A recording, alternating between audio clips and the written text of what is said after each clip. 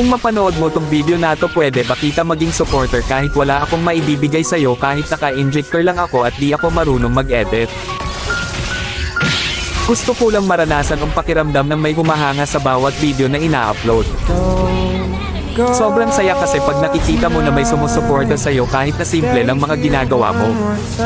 Nakakasipag gumawa ng video at hindi nakakasawang mag-upload.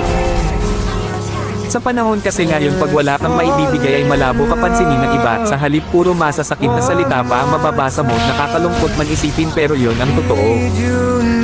Di ko naman nilalahat pero karamihan ganon.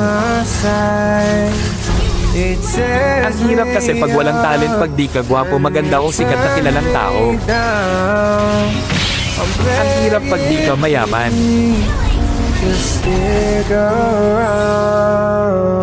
Okay lang sa akin basta lagi lang akong gagawa ng video kahit wala pang pumansin. Ang mahalaga lang sa akin ay yung mga alala pagdating ng panahon na mababalikan mo.